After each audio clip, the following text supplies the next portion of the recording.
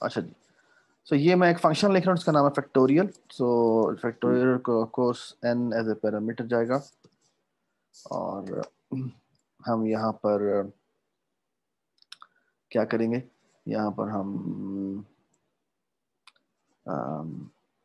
आम तौर पे हम जो कोड लिखते हैं, so if you define define this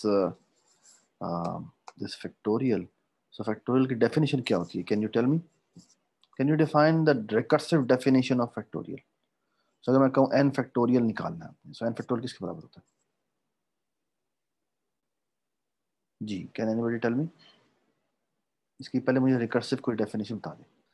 sir n induct into n minus one का factorial, n into n minus minus one one का फैक्टोरियल। n माइनस वन का फैक्टोरियल। अच्छा, इसे कहते हैं रिकर्सिव डेफिनेशन। ठीक है, of course this is incomplete. ठीक है, इनकम्प्लीट क्यों, क्योंकि n फैक्टोरियल यहाँ पर एक और चीज आपको बतानी पड़ती है। दिस बेसिकली ये बिल्कुल एक ना कंप्यूटर साइंटिस्ट के लिए जिसने डिस्क्रीट मैथ पढ़ी, ये बड़ी ऑब्वियस बात है। Recursive definition is basically mathematical induction से मिमिक किया हुआ है। ठीक है ना, तो वो ये बेसिकली क्या कह रहा है, कह रहा है कि n माइनस वन का कोई तुम्हें सोल्यूशन दे दे, तो n का सोल्यूशन तुम कैसे कंस्ट्रक्ट करोगे। ठीक है ना, तो ये तुम्हें कौन ला के देगा, ये सोल्यूशन तुम्हें कौन ला के देगा,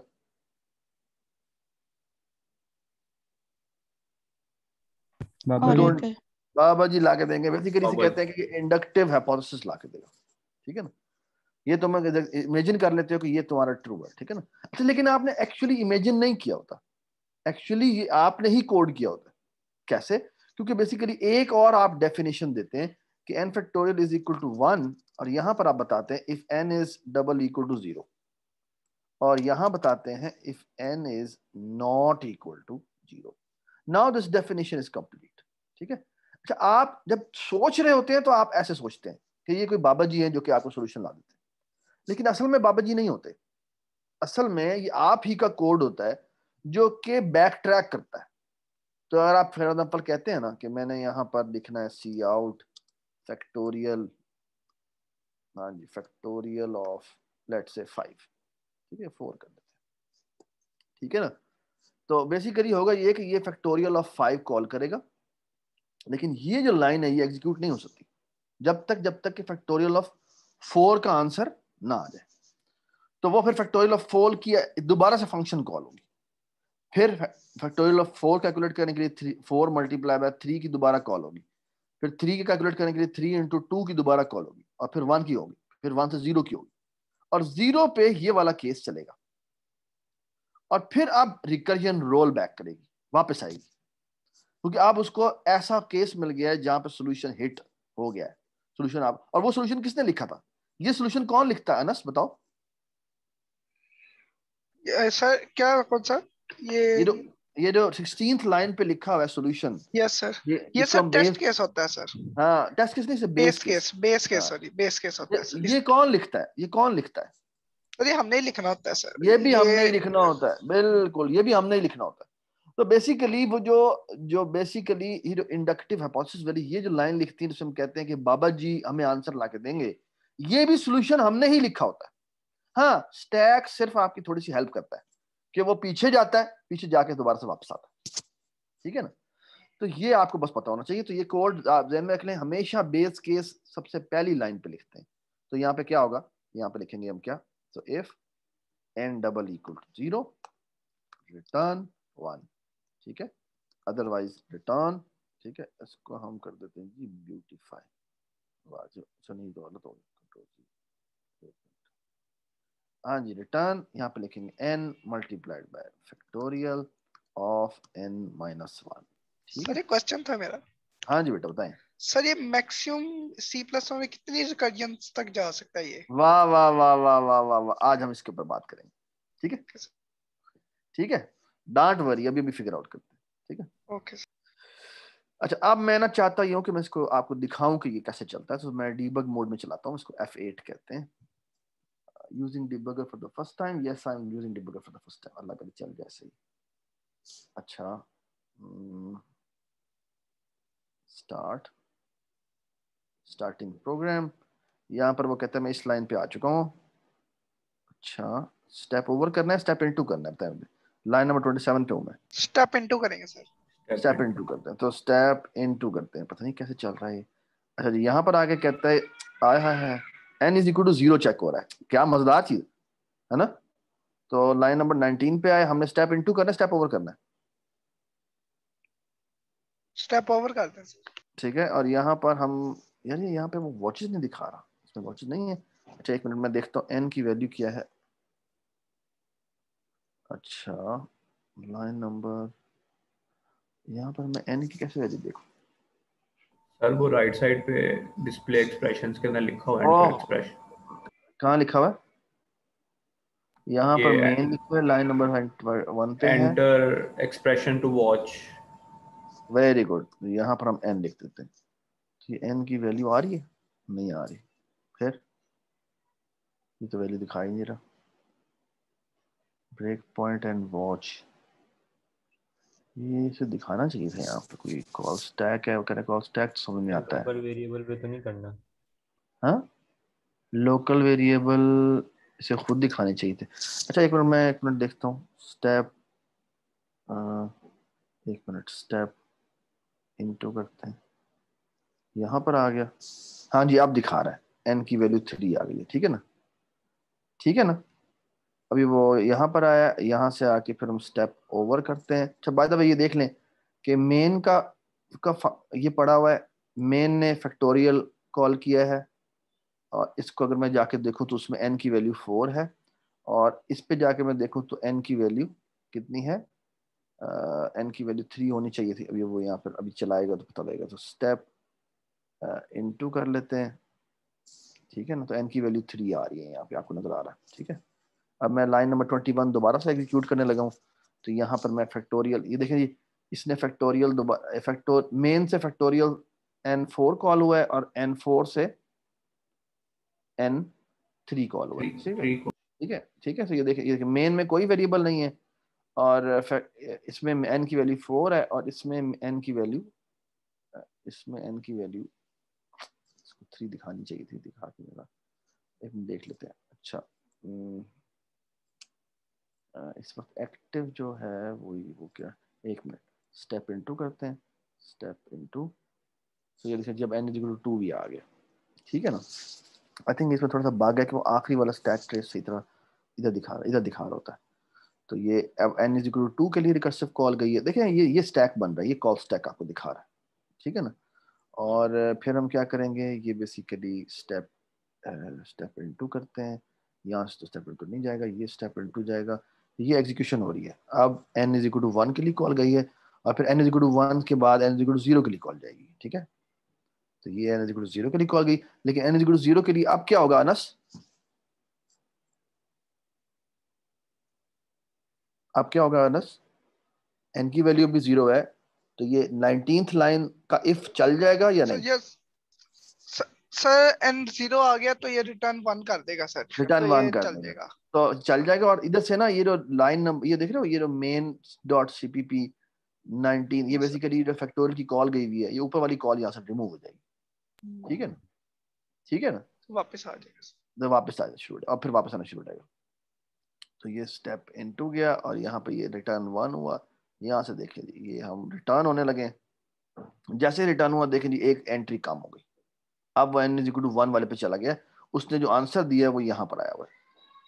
ठीक है ना, तो यहाँ पर आंसर 1 0 1 आ गया होगा। तो जब 1 आंसर यहाँ पर आया है, वो बेसिकली इसने इधर रखा होगा। तो 1 इंटू 1 कितना होता है जी, ये देखें, ये वापस जाएगा, और ये अब एक एंट्री और निकल गई इसमें से, n इक्वल टू 2 वाले पे आ गया, और अब वापस आया, और अब एक और एंट्री निकल गई, अब एक और एंट्री निकल गई, और अब आखिर में एक और एंट्री निकल गई, और ये मेन पे इसने एग्जीक्यूट कर दिया। और हम कंटिन्यू कर देते हैं, एंड यू कैन एक्चुअली सी, यहाँ पे ना आउटपुट भी आनी चाहिए थी कंसोल। ये डीबग कंसोल है, और ये इनपुट है, तो इसमें आउटपुट क्यों नजर नहीं आ रही। एग्जिट तो हो गया, लेकिन अच्छा नहीं, ये आउटपुट आ गई। ये देख रहे हैं, ये आउटपुट क्या आई है। 4 का फैक्टोरियल 24 होता है ना। Yes sir. जी सर। ये 24 इसने ऐड पे दिखा दिए। ठीक है, डज इट मेक सेंस। तो ये इस तरह चल रहा था, ठीक है। अच्छा, अब एक बड़ा मजे का सवाल किया था। अच्छा, अब मैं ना काफी सारे फंक्शंस लिखता जा रहा हूँ, ठीक है, ये इसको हम छोटा छुपा देते हैं।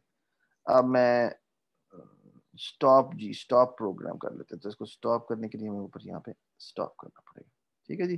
अच्छा, अब हम काफी सारे रिकर्सिव प्रोग्राम्स लिखते हैं। अच्छा, अनस मुझे बताओ कि अगर मैंने ये लिखना हो सम इंटीजर है, तो मैंने A1 से लेकर N तक सम करना है, कैसे सम करूंगा? रिकर्सिव डेफिनेशन बताओ। Okay sir. सर हम रिकर्सिव पहले तो चेक करें। पहले मुझे एन नहीं, चेक ओके ना सर। बताओ, चेक ओके ना सर, बताओ, चेक ना सम इज पहले इक्वल मुझे, टू तो sum of n n is equal to, मुझे रिकर्सिव डेफिनेशन चाहिए। सम तो एक मिनट एक मिनट एक यस मिनट यस एक मिनट एक मिनट एक मिनट। तो मैं सर। अज्यूम करता हूँ, एक और मैं अज्यूम करता हूँ कि मुझे सम ऑफ n-1 किसी ने दे दिया, तो क्या करूं उसमें कि मेरा सम ऑफ n सर निकल, सिर्फ एन ऐड कर दी। सिर्फ n ऐड कर दे, ठीक है ना? ये बात समझा गई? और ये अभी डेफिनेशन कंप्लीट हो गई, ये अभी रहती है? रहती है। रहती है। और उसमें हम करेंगे क्या कि सम ऑफ n, एक मिनट, इज इक्वल टू किसके बराबर होगा? और 0 के बराबर होगा अगर हम क्या करें, n डबल इक्वल टू 0, ठीक है। और यहाँ if n is not equal to 0, ठीक है। तो ये हमारी डेफिनेशन बन गई, सही है। अच्छा, अब हम ऐसे करते हैं, इसको टेस्ट करते हैं। टेस्ट कैसे करते हैं? यहाँ पे जाके लिखते हैं सम, और यहाँ पे पास कर देते हैं क्या, 100, ठीक है। और यहाँ पे हम लिखते हैं इसकी definition, so if n double equal to 0 return 0, ठीक है। और रिटर्न यहाँ लिखेंगे क्या, हाँ जी बताएं, हाँ जी, n plus sum of n-1, ठीक है। अब देखते हैं, ये अभी मैं हमसे एक बड़ा मजेदार सवाल किया था इसने, अनस ने। क्या सवाल किया था अनस, बताओ? सर ये कि कितनी दफा रिकर्जन मैक्सिमम चल सकती है, कितनी मैक्सिमम चल रिकर्जन सकती है, डीप जा सकती है। इसे कहते हैं स्टैक ओवरफ्लो। कि अगर अगर मजीद रिकर्जन कॉल होना बंद हो जाए तो हम कहेंगे कि भाई स्टैक ओवरफ्लो हो गया, यानी बेसिकली एक प्रोग्राम का जितना बड़ा स्टैक हो सकता था वो एग्जॉस्ट हो गया, और अब आप मजीद एंट्रियां नहीं बना सकते, ठीक है। तो इसे कहते हैं, इसको डिबग मोड में नहीं वैसे चलाते हैं, देखते हैं कि क्या चलता है, ठीक है। अगर 100 तक चलता है, देखो उसने आंसर दे दिया, 50-50 आंसर आ गया, यही आंसर था, यस। ठीक है ना। तो देखते हैं कि अब ऐसे करते हैं कि इसको 1000 पे चला के देखते हैं, ठीक है। देखते अब हैं नहीं अब, चले। अब तो डेफिनेटली नहीं चलना चाहिए। ओह, अभी दे रहा है आंसर। ये कहीं इसकी इसने ऑप्टिमाइजेशन तो नहीं की हुई। 10,000 कर लेते हैं, और देखो की होता है। ओ तेरी ये क्या खैर, हो गया? ये तो कुछ ज्यादा ही हो गया। आप देख लेते हैं।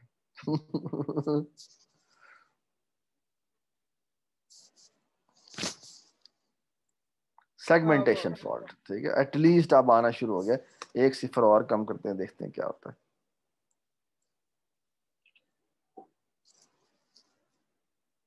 सेगमेंटेशन फॉल्ट, ठीक है। तो एक और करते हैं कम, 2.5 सैकड़ा 1000। आंसर आया भाई, बाय द वे, ये आंसर जो नहीं आया। जीडीपी, आंसर ठीक नहीं आया। नहीं सर, हाँ, आंसर 7.6 क्योंकि वो तो उसकी मेरे ख्याल में रेंज से रेंज बाहर से ही निकल बाहर गया, सच। इंटीजर की रेंज से बाहर निकल 4 5 गया 6 तो 7 8 9 हाँ, वो तो मेरे ख्याल में उसकी, उसकी रेंज से बाहर। वो तो मैं इसको ठीक कर सकता हूँ ना, उसको मैं लॉन्ग लॉन्ग कर दूँ, तो मेरा ख्याल है ये ठीक हो जाएगा, ये मेरा ख्याल है अब ठीक हो जाएगा। तो मैं इसे चलाता हूँ, देखना, मेरे ख्याल में ऐसे ठीक आना चाहिए। रिटर्न टाइप भी लॉन्ग लॉन्ग कर दो। हाँ, रिटर्न टाइप भी लॉन्ग लॉन्ग कर देते हैं, बिल्कुल ठीक है, लॉन्ग लॉन्ग, ठीक है। इसको चलाते हैं, देखो ठीक आ गया ना आंसर। लेकिन ना यस सर। एक पॉइंट है, वो ये है कि ये तो इसने मेन चलाया ना, इसको फारिग करवाया, ये कहाँ से आ गया? था नहीं, डिलीट, यस। अच्छा, तो ये अच्छा, अब थोड़ा सा ना, मेरा अपना ये ख्याल है कि ये कुछ इसने ना ऑप्टिमाइजेशन की हुई है। अगर इस तरह की कोई चीज दिखती है तो मेरे ख्याल में ये इतनी बड़ी रेंज, विजुअल स्टूडियो में रेंज इतनी ज्यादा नहीं है स्टैक की ओवरफ्लो यस की, सर। तो उसकी मेरे ख्याल में 100 के ऊपर फाड़े कर देता है उसको स्टैक को। देखना अपने विजुअल स्टूडियो में चला कर देखना उसकी कितनी रेंज आती है, ठीक है। अच्छा, ये हमारा साम हो गया। अच्छा, अब ना थोड़ा सा कुछ मजे मजे के काम करते हैं। अब एक और बड़ा मजेदार प्रॉब्लम है, इसका नाम है इंट ट्राई ट्राई सम। पहला सवाल है आपका, और ट्राई सम को हम कैसे डिफाइन करते हैं कि रिकर्सिव डेफिनेशन इसकी ये कहती है कि T N zero sorry T N is equal to zero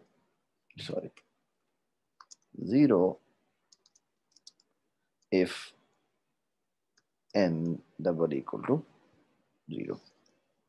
ठीक है, और इसी तरह T N is equal to 1 if n double equal to 1। इसी तरह T N is equal to 2 if n double equal to 2। और आगे जो डेफिनेशन है वो ये कहती है कि T N is equal to T N minus 1 plus T N minus 2 plus T N minus 3। और ये कब चलेगा? जब n इज ग्रेटर देन और इक्वल टू 3 होगा। ठीक है, ये बात समझ में आ गई? ठीक है, अब ये इसकी डेफिनेशन है। ठीक है, ये इसकी डेफिनेशन है। और इसको भी थोड़ा सा हम आगे कर लेते हैं, इसको भी थोड़ा सा हम आगे कर लेते हैं ताकि इसे साथ दिखे। सही है, अब इसको अगर हमने कोड करना हो तो कैसे कोड करेंगे बताएं? बताएं जी, बताएं सर। पहले इफ लगाएंगे। हाँ, तो if n double equal to 0 और n डबल इक्वल टू 1 और n डबल इक्वल टू 2, अगर ऐसा है तो क्या कर दे? रिटर्न कर दे n। ठीक है, एल्स क्या कर दे? रिटर्न कर दे। हाँ जी, बताएं क्या होना चाहिए? T N minus 1 plus T N minus 2 plus T N minus 3। ठीक है, तो ये जो सवाल है ना, ये बिल्कुल ठीक है, आंसर ठीक देगा। इसकी तुम अगर सीरीज बनाना शुरू करो तो क्या बनेगी बताओ ना, थोड़ी सी एग्जांपल दो। 0 है, 1 है, 2 है। ठीक है, आगे बताना शुरू करो। 3 फिर 6 फिर 11 फिर 22 इस तरह चलते जाएगा। ठीक है, अच्छा लेकिन ना अगर तुम गौर से देखो, इसमें एक बहुत बड़ा मसला होने वाला है। Can you see what's the problem? मैं भी आपको दिखाऊंगा बहुत सारी। क्या अगर मैं सर, यहाँ एक पे तो टी बार बार एक चीज को कंप्यूट करेगा। अगर मैं कहूँ ना फॉर एग्जांपल, अगर इसको मैं कह दूँ ना कि मुझे 40th कंप्यूट कर दे, ठीक है, तो लग पता जाएगा। अच्छा, इसको एक और काम कर देते हैं, वो ये कि इसकी ये जो है इसको हम लॉन्ग लॉन्ग कर देते हैं ताकि ये मसला ना हो। ठीक है ना, और इसको भी हम लॉन्ग लॉन्ग कर देते हैं ताकि आंसर हमारा लॉन्ग लॉन्ग कंप्यूट हो। ठीक है सर, वो फंक्शन का नाम ट्राइसम है, आप अंदर टी कॉल करें। चले जी, इसको हम ट्राइसम की जगह टी ही कर देते हैं। ठीक है, ठीक है, या टी एस कर देते हैं थोड़ा सा शॉर्ट करके। ठीक है, इसको भी टी एस कर देते हैं, इसको भी टी एस करते हैं, इसको टी एस कर देते हैं, और यहाँ पर हम टी एस 40 कॉल कर देते हैं। ठीक है, अच्छा अब ना इसको चलाते हैं। अब देखो, हमने सिर्फ 40th ट्राइसम नंबर कैलकुलेट करने को कहा है। ठीक है ना, और देखना हम मर जाएंगे लेकिन आंसर नहीं आएगा। इसको हम चला दें तो मेरे ख्याल में सो जाएंगे, या आंसर नहीं आएगा। इस सवाल का जवाब मैं थोड़ी देर बाद देता हूँ। एक दो और प्रॉब्लम्स हैं वो हम कर लेते हैं, इसको हम स्टॉप कर देते हैं। आंसर नहीं आएगा, ये आप इसको चला के देखें ना, तो अगर हम 40th कैलकुलेट करने को कहें तो ये आंसर नहीं आएगा। ठीक है, अच्छा एक और काम कर लेते हैं। एक और बड़ा मशहूर 2-4 दिनों में भी नहीं आएगा? नहीं आएगा, 2-4 दिनों में नहीं आएगा। ठीक है, अच्छा आंसर आएगा लेकिन बहुत देर में आएगा। ठीक है, इसकी वजह मैं बताता हूँ थोड़ी देर में। एक और बड़ा मशहूर प्रॉब्लम है, इसे कहते हैं फिबोनाची नंबर। आपको पता ही होगा उसके बारे में, तो उसको लॉन्ग लॉन्ग करते हैं। तो फिबोनाची, उसकी भी बड़ी मजेदार सी डेफिनेशन होती है, इंट एन। हाँ जी, तो क्या डेफिनेशन होती है बता दें मुझे आप, थोड़ा सा रिकर्सिव डेफिनेशन बताएं इसकी। हाँ जी, सो फेब ऑफ एन 0 जो होता है है, वो बराबर होता है 0 के, ठीक है। अगर क्या हो, n 0। अगर एन जो है वो डबल इक्वल टू 0 हो, ठीक है। और फेब ऑफ एन बराबर होता है 1 के 1 के n 1। अगर एन डबल इक्वल टू 1 हो, ठीक है। और फेब ऑफ अदरवाइज बड़ा रिकर्सिवली डिफाइन हो जाता है, और वो होता है कि फेबोनाची ऑफ, जो भाई आप ऐसे करें n-1 फेबोनाची कंप्यूट करें और फेबोनाची ऑफ n-2 कंप्यूट करें और इन दोनों को सम करें, ठीक है। Does it make sense? ठीक है। और ये तब होता है जब n is not equal to n is greater than 1, ठीक है, ठीक है। Does it make sense? अच्छा, अब मजे की बात ये है कि अगर मैं इसको रिकर्सिवली लिखना चाहूँ तो बड़ा सिंपल सा कोड बनेगा। so if n double equal to 1 और n double equal to 0, return क्या हो जाएगा n, ठीक है। और यहाँ आ जाएगा क्या, if, हाँ जी, एल्स भी बल्कि नहीं, वैसे कर देते हैं, return Fibonacci of n-1 plus n minus, नहीं, फेबोनाची n-2, ठीक है, ठीक है। अच्छा, मैं आपको ना इसका भी यही कॉल करता हूँ, फिबोनाची 40th फिबोनाची कंप्यूट करने को कहता हूँ। मेरे ख्याल में इसका भी आंसर नहीं आएगा जब तक मैं आपको समझाता हूँ कि हो क्या रहा है। अच्छा, नहीं, फिबोनाची 40 से निकाल लिए, और आई थिंक इसकी वजह कुछ और है, मैं बताता हूँ। फिबोनाची 50 निकालते हैं, देखते हैं कितनी देर में आंसर आता है। लेट्स सी कि ये कितनी देर में आंसर देता है, हम देखते रहेंगे। अच्छा, मैं आपको एक छोटी सी चीज दिखाता हूँ, Fibonacci recursion tree. Let's try to see what's going on. अच्छा, मैं साथ देखते जाता हूँ कि, एक मिनट की चैट पे किसी ने कुछ लिखा है, रिकॉर्डिंग, आई सपोज रिकॉर्डिंग हो रही है। अच्छा, अभी तक देखिए आंसर नहीं आया, और मैंने ये रिकर्जन ट्री आपके सामने वही बनाया है, तो जाया नहीं, मैं गूगल से उठा रहा हूँ। अच्छा, इसको अगर आपको गौर से दिखाऊं, सो ये फिबोनाची 7 का मुझे एक रिकर्जन ट्री मिला हुआ है। इसको ना हम थोड़ा सा देख लेते हैं। So let me show it to you कि बेसिकली ये एग्जीक्यूशन कैसे हो रही होती है। अच्छा, इसको अगर मैं आपको दिखाऊं तो ये देखें, ये आपके सामने इसका कोड लिखा हुआ है ना, ठीक है, ये जावा में लिखा हुआ है, डोंट वरी अबाउट इट। ये बेसिकली एक इमेज है, तो ओपन इमेज इन टैप कर लेते हैं। इसको मैं थोड़ा सा बड़ा करता हूँ ताकि नजर आता है। देखिए, फिबोनाची ऑफ 7 कॉल हुआ है, अब फिबोनाची 7 फिबोनाची 6 को कॉल करेगा, ठीक है, क्योंकि अगर आप इसका कोड देखें जो कि आपको यहाँ नजर आ रहा है, तो ये बेसिकली क्या करता है, ये फिबोनाची 10-1 कॉल कर देता है, ठीक है ना।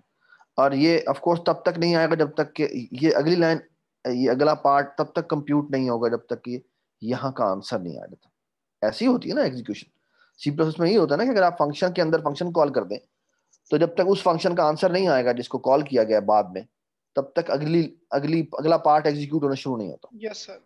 ठीक है ना। तो बिल्कुल ऐसे ही हुआ। तो ये बेसिकली क्या होगा, अगर मैं इसको यहाँ पे आपको दिखाऊं, तो फिबोनाची 7 जो है वो फिबोनाची 6 को कॉल कर देगा, फिबोनाची 6 फिबोनाची 5 कॉल कर देगा, फिबोनाची 5 फिबोनाची 4 को कॉल कर देगा, फिबोनाची 4 फिबोनाची 3 को कॉल कर देगा, और ये इस तरह चलते जाएगा।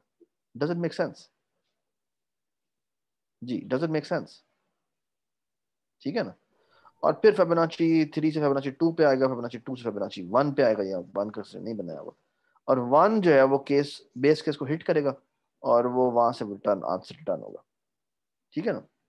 और फिर फिबोनाची 2 जो है वो फिबोनाची 3 को आंसर रिटर्न करेगा, लेकिन फिबोनाची 3 अभी तक कंप्यूट नहीं हुआ होगा, उससे फिबोनाची ऑफ 1 चाहिए, तो वो यहाँ आ जाएगा। ये मेरा माउस नजर आ रहा है आप लोगों को? Yes yes sir. सर। ठीक है।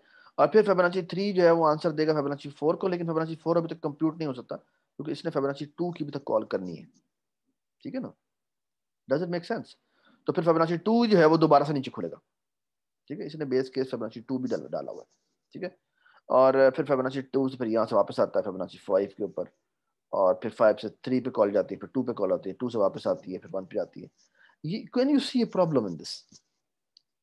Yes, sir. Repetition of the same Fibonacci yes, so calculation. You can actually see कि फिबोनाची 3 जो है वो एक दफा यहाँ कंप्लीट हुआ, यहाँ कंप्लीट हुआ, यहाँ कंप्लीट हुआ, यहाँ कंप्लीट हुआ और यहाँ कंप्लीट हुआ। 1 2 3 4 5 दफा कंप्लीट हुआ है, ठीक है। अब अगर यहाँ पे देखो तो ये 4 जो है वो कितना कंप्लीट हुआ है, देखिए वो देखिए दफा, वो 1 2 3 दफा कंप्लीट हो गया, ऐसे ही है ना, ठीक है। अच्छा वो ना पिछली क्लास में वो किसी ने बताया था बोर्ड के, व्हाइट बोर्ड के बारे में, कौन सा व्हाइट बोर्ड था? है तो फॉक्स था मेरे ख्याल से। क्या फॉक्स व्हाइट बोर्ड? फॉक्स जी व्हाइट बोर्ड? माइक्रोसॉफ्ट अपना यूज करे, वो विंडोज के अंदर इंस्टॉल्ड हो। मैं विंडोज में नहीं हूँ भाई, मैं बड़ा आदमी हो गया मैं मैक में हूँ, मेरे पास यहाँ पे कुछ नहीं है बस मैं अमीर हूँ, इतना बता मुझे तो इसको हम स्टार्ट करते हैं, क्रिएट व्हाइट बोर्ड। सो मेरा सवाल है आप लोगों से, ठीक है, so let's try to draw. अगर मैं कहूँ कि मैंने फॉर एग्जांपल ये ना फिबोनाची n कंप्यूट करना है, sorry to bear with me कि आज मेरे पास वो नहीं है, सो फिबोनाची n कंप्यूट करना है। तो फिबोनाची n क्या करता है? फिबोनाची n यहाँ पे फिबोनाची किसको कॉल करेगा, बता सकते हैं आप? जी बताएं। n-1 एक n-1 को कॉल करेगा और n-2, यानी यहाँ पर n-1 आएगा, ठीक है, और यहाँ पर एक और कॉल जाएगी जो कि फिबोनाची n-2 की होगी, ठीक है। तो फिबोनाची, ठीक है, और यहाँ पर n-2 आएगा। सॉरी फॉर द राइटिंग, क्योंकि आज मेरे पास पेन नहीं है तो I have to be at this. अच्छा मुझे सिर्फ ये बताएं, अब ऑफ कोर्स ये एक अलग ब्रांच खुल जाएगी, ठीक है, ये एक अलग ब्रांच खुल जाएगी, ठीक है, ठीक है। मुझे एक बात बताएं, किसकी डेप्थ ज्यादा होगी, कितनी डेप्थ होगी, मुझे बताएं कौन सबसे, यानी सबसे, अगर मैं नीचे जाऊं तो सबसे ज्यादा नीचे नीचे, ये ट्री बन रहा था ना, ये यहाँ पे ट्री बन रहा था, ये मुझे आपको देख के बता सकते हैं किसकी ट्री की डेप्थ ज्यादा, किस पोर्शन में डेप्थ ज्यादा होगी ट्री? लेफ्ट वाला, लेफ्ट मोस्ट, तो left left left left left. अच्छा इसकी कितनी डेप्थ होगी ये बताएं, अगर मैं बेस केस 0 तक जा रहा है मेरा? हाँ जी बताएं कितनी डेप्थ? हाँ जी अनस, अनस यार तो मुझे सर सर सर क्या क्या ना डिस्टर्ब कर, सरफराज, सॉरी, हाँ हाँ, कितनी n होगी। n होगी, ठीक है ना। इस तरफ जो डेप्थ होगी वो कितनी होगी, n होगी। अच्छा मुझे तो इस तरफ डेप्थ कितनी होगी, आप बताओ ना, मजेदार काम करो। n-1 हो जाएगी सर, सरफराज। n-1 तो नहीं होगी, क्या शर्म आनी चाहिए तुम्हें। ये देखो, ये आपके सामने है, ये 7 है, 5 है, 3 है, फिर 1 है, ओह सॉरी, एक सेकंड, तो कितनी होगी? हाँ n/2 हो जाएगी शायद, हाँ n/2। हाँ ये समझ में आई बात कि n/2 डेप्थ होगी। सो इस तरफ डेप्थ n है, इस तरफ डेप्थ n/2 है। सो हमें एक बात तो कंफर्म पता है, एक बात तो कंफर्म पता है कि इसके ये वाले जो लेवल्स है ना, ये इसमें इसमें कितने एलिमेंट्स हैं, 1 है, फिर कितने एलिमेंट्स होंगे, 2 होंगे। ये देखो, ये इधर देखो, ये 1 है, ये कितने हैं? इस पे 2, कितने लीव्स हैं, 2 हैं। इस पे कितने हैं 4, और इस पे कितने हैं? 8। 8 है, 8 है ना। पता ही तो था। You can actually see there is a geometric sequence going on, है ना।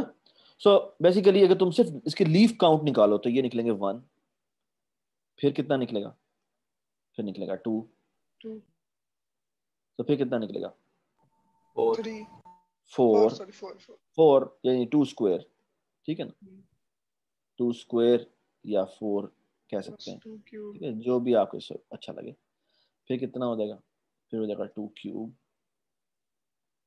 ठीक है, ये आ जाएगा 2 क्यूब, ठीक है। अच्छा मुझे बताएं, अगर अगर मैं अज्यूम करूं कि ये दोनों लेवल ही पूरे पूरे होते तो ये कहां तक जाता? अगर सारा लेवल एक जितना होता तो कितना जाता? 2 की पावर n। 2 की पावर n, ठीक है, 2 की पावर n। अब 2 की पावर n का मतलब क्या है? इसका मतलब यह कि अगर मैं n की वैल्यू 60 रखूं तो अच्छा बाय द वे ये सम किसके बराबर होता है?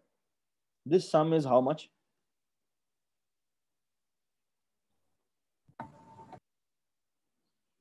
बता दो यार।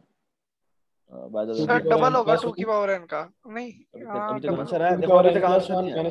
2 की पावर n प्लस 1 क्या माइनस बात, 1 ठीक है, 2 की power n minus n plus 1 minus 1, minus 1। ठीक है।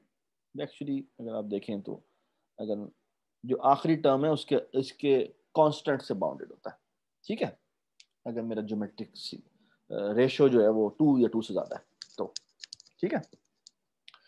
तो इसका मतलब है कि अगर मैं n की वैल्यू 60 रखूं जो मैंने, या 50 रखूं, तो ये बेसिकली 2 टू द पावर 50 बन जाता है, 50 प्लस 1 बन जाता है। इसका मतलब है कि मेरी टोटल कंप्यूटेशन जो होगी ना वो 2 टू द पावर 50 के आस से ज्यादा नहीं हो सकती, ठीक है। अच्छा एक और बात भी है, बाय द वे अगर आप गौर से देखें तो अगले लेवल पे नंबर ऑफ नोड्स कम होते जा रहे हैं, है ना,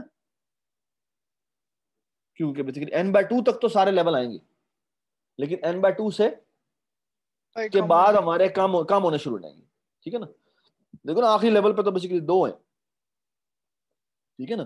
तो ये जो मैंने बाउंड निकाली ये ज्यादा बाउंड निकाल दी, ये समझ में आई बात? ये मैंने बाउंड जो निकाल दिया वो ज्यादा बाउंड निकाल दी, तो ये बेसिकली जो मैंने निकाली ये अपर बाउंड है, इससे ज्यादा तो नहीं हो सकते, ये समझ में आई बात? इससे ज्यादा नहीं हो सकते। और अगर मैं लोअर बाउंड निकालूं तो लोअर बाउंड भी निकाल सकता हूं, कैसे? क्योंकि लोअर बाउंड में मुझे इतना पता है कि n/2 तक तो तमाम की तमाम आने ही आने, सो 2 की पावर 1, और करते करते हम कहां तक जाएंगे? हम करते जाएंगे करते जाएंगे करते जाएंगे करते जाएंगे करते जाएंगे करते जाएंगे, और हमें पता है कि 2 की पावर n/2 तक तो जाएंगे जाएंगे, 2 की पावर n/2 तक तो जाएंगे। तो हम कह सकते हैं कि जो हमारी बाउंड है इसकी, और बाद में ये किसके बराबर होगा? ये ऑफ कोर्स बराबर होगा 2 की पावर 51 है यहाँ पे, वो यहाँ पे 2 की पावर 50 हो जाए, 50 नहीं, 50 तो नहीं होगा, 25 25 प्लस 1 60 हो जाएगा, 26 हो जाएगा, ठीक है ना। सो मेरे बेसिकली बाउंड निकल आई कि ये जो मेरा ओवरऑल कॉम्प्लेक्सिटी है इसकी वो 2⁻26 से लेकर 2⁻51 के दरमियान, ठीक है। I am really sorry for today कि ये जो मेरा पेन है वो वाह भाई कोई लेवल का है इस वक्त। तो ये जो फेबोनाची का जो मैंने आंसर निकाला है वो फेबोनाची ऑफ 50 जो है उसकी जो बाउंड निकली है वो कहाँ से लेकर कहाँ तक है? तो फेबोनाची ऑफ 50 की जो बाउंड है, ठीक है, वो 50 की जो बाउंड है वो कहाँ से कहाँ तक निकली है? वो इन दोनों के दरमियान में, तो लेस देन और इक्वल टू दिस, ठीक है, और ग्रेटर देन और इक्वल टू दिस, ठीक है। और मैं कभी वहाँ पे टाइम मिला तो I will going to talk about it कि इसकी जो एक्चुअल बाउंड निकलती है ना, एक्चुअल बाउंड वो तकरीबन तकरीबन निकलती है 1.66 होता है गोल्डन रेशो की पावर, तकरीबन तकरीबन n के बराबर निकलता है, ठीक है। यानी अगर 1.6 की पावर 50 के करीब इसका एक्चुअल आंसर निकलता है, ठीक है, जो इन दोनों के दरमियान में, ठीक है। ऑफ कोर्स वो इससे बड़ा है, वो इससे बड़ा होगा और इससे छोटा होगा, ठीक है। ये क्या है ये मैं आपको कभी हम जब मैट्रिक्स वगैरह पे काम कर रहे होंगे तो मैं बताऊंगा कि ये कैसे निकलती है, ठीक है। जिसे गोल्डन रेशियो कहते हैं। सो फार सो गुड। अच्छा अब मसला ये है कि ये जो हमने ये इसको देखा है इसमें मसला ये है कि ये चीज एक ही चीज बहुत बहुत दफा कंप्यूट हो रही है ना, एक ही चीज हमें बहुत बहुत दफा कंप्यूट हो रही है। तो हम ये एक एक चीज बहुत बहुत दफा कंप्यूट करना नहीं चाहते। अभी देखो आंसर आया अभी तक? हाँ जी अब आंसर आ गया, ठीक है, आ ही गया फाइनली, ठीक है ना। अच्छा अब देखो ये हमारा आंसर आया था, इसको ना मैं यहाँ से कॉपी करके यहीं कहीं लिख देता हूँ। तो फिबोनाची ऑफ 50 जो मेरा आंसर आया था वो क्या आया था? वो ये आया था।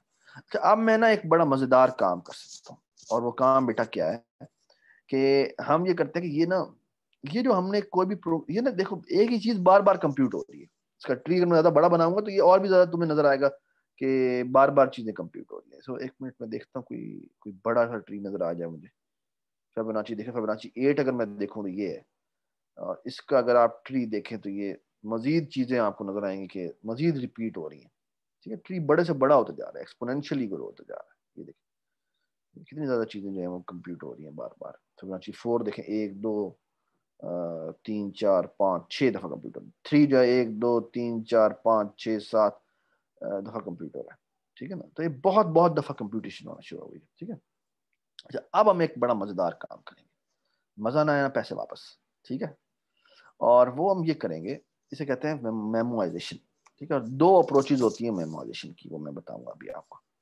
वो कहता है हम एक काम करते हैं कि भाई ये देखो लॉन्ग फिबोनाची है ना, ठीक है, लॉन्ग लॉन्ग लॉन्ग फिबोनाची, इसका नाम रख देते हैं मेमोइज्ड, ठीक है,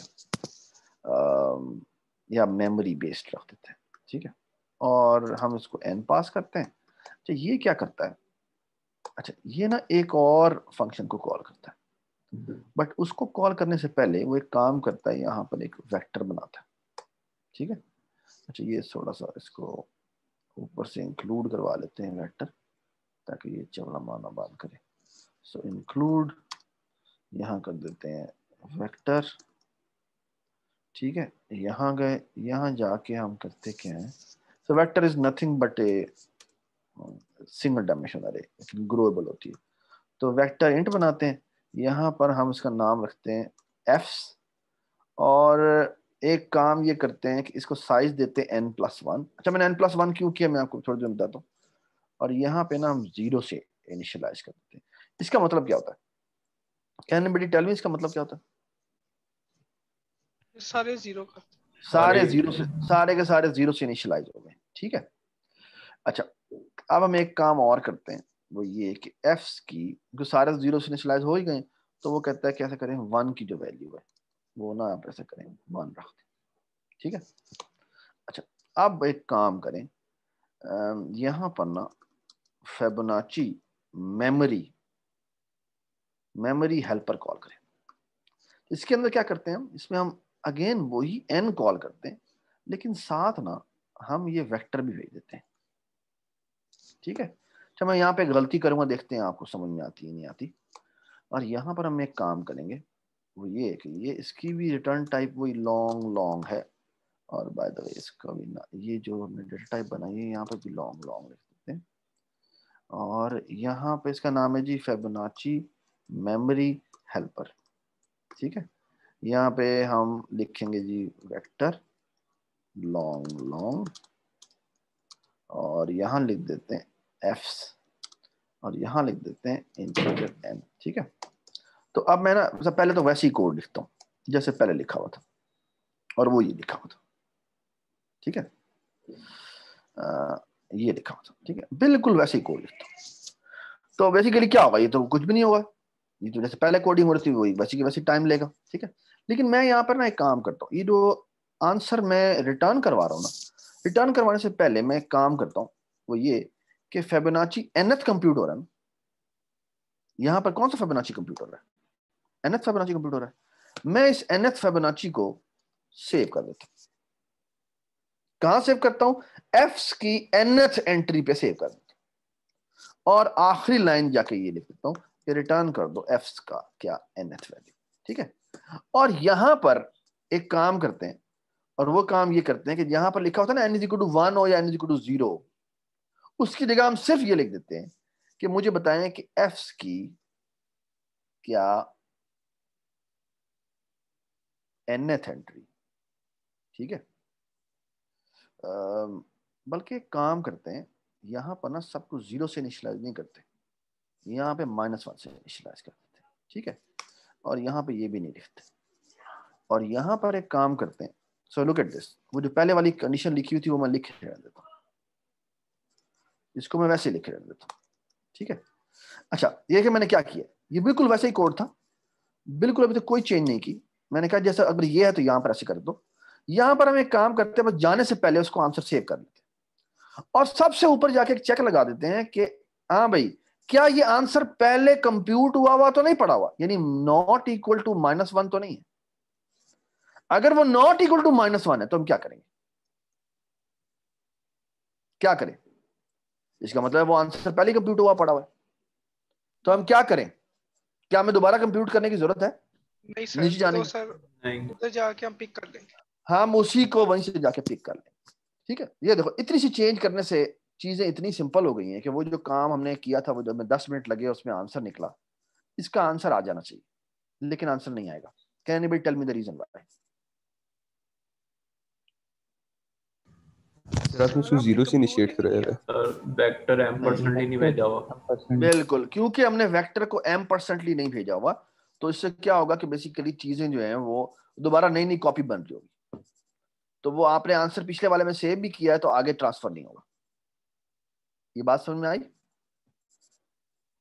तो बस ये m% भेजना जरूरी था, ठीक है। और एक बात और, वो ये एक मिनट, और यहाँ पर फिबोनाची नहीं कॉल करना, बल्कि कौन सा फंक्शन कॉल करना है?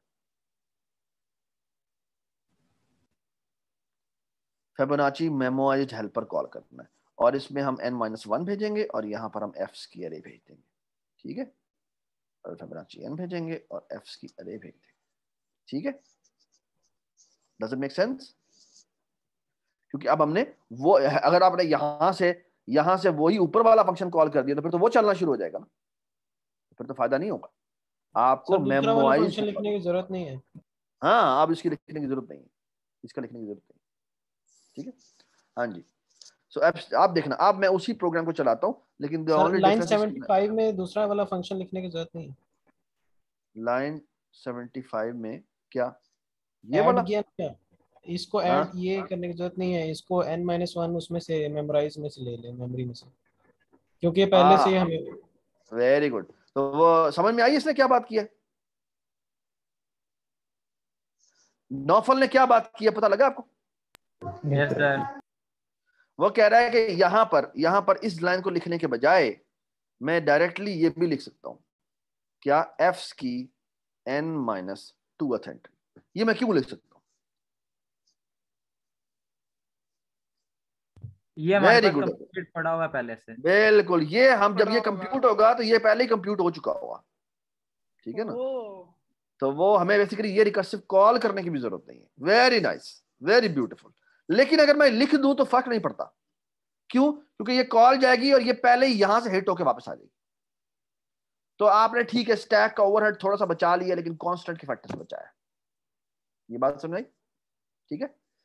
सो बेसिकली, लेकिन बेसिकली ये जो रिकर्सिव कॉल है वो कुछ भी नहीं है, वो बेसिकली वो टेबल में लुकअप ही है। इसे कहते हैं मेमोरी, इसे कहते हैं मेमोराइज्ड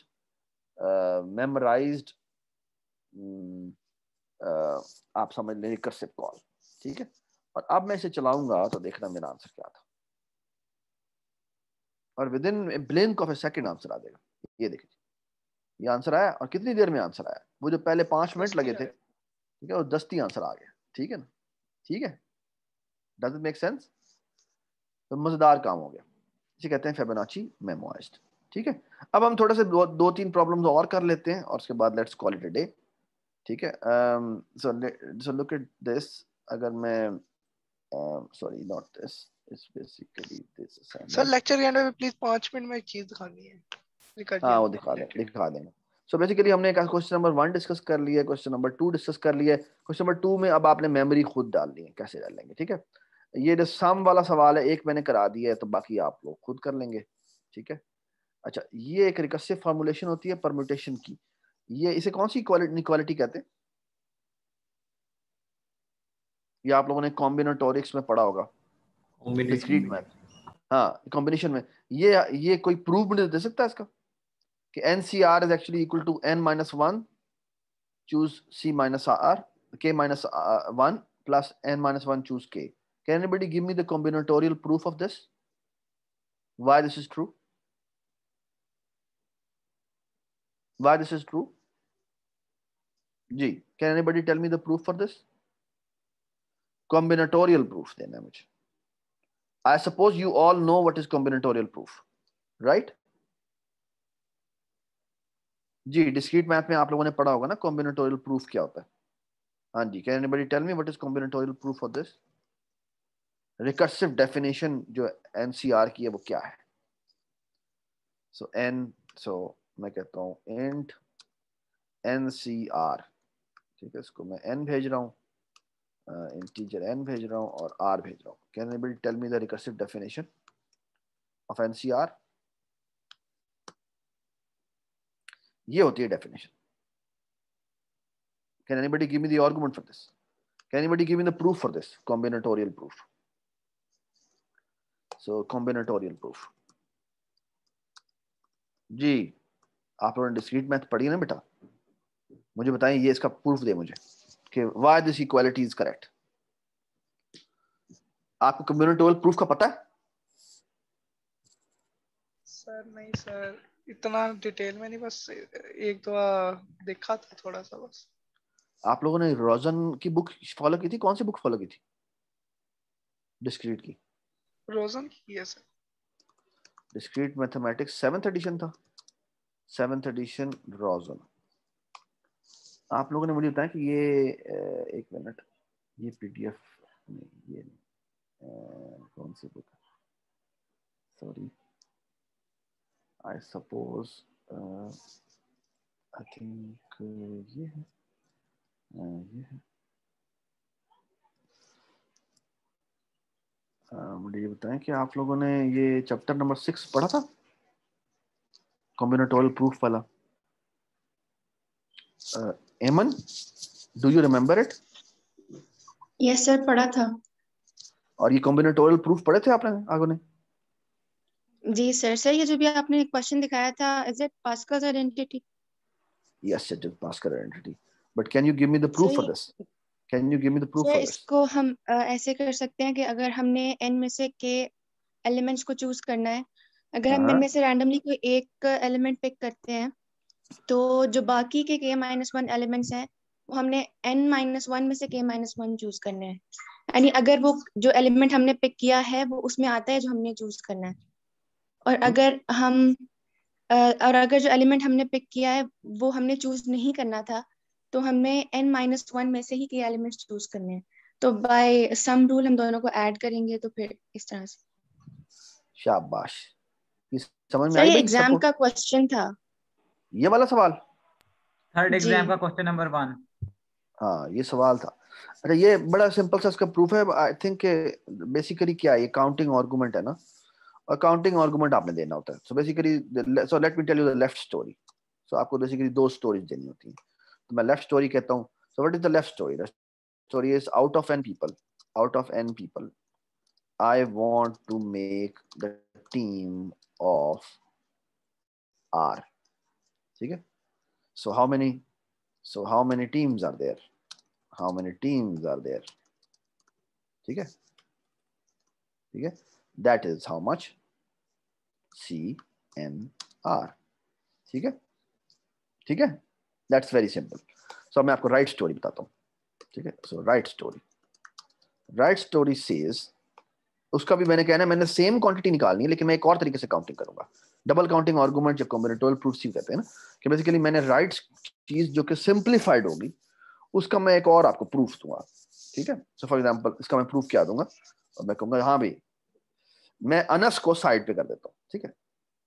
मैंने अनस को साइड पे कर दिया। ठीक है? मैंने कहा हाँ भाई, let us count out of ये जो ये जो टीम्स है, ये जो R वाली जितनी भी टीम्स है, so let us count out of all the R teams, how many of them contain Anas, and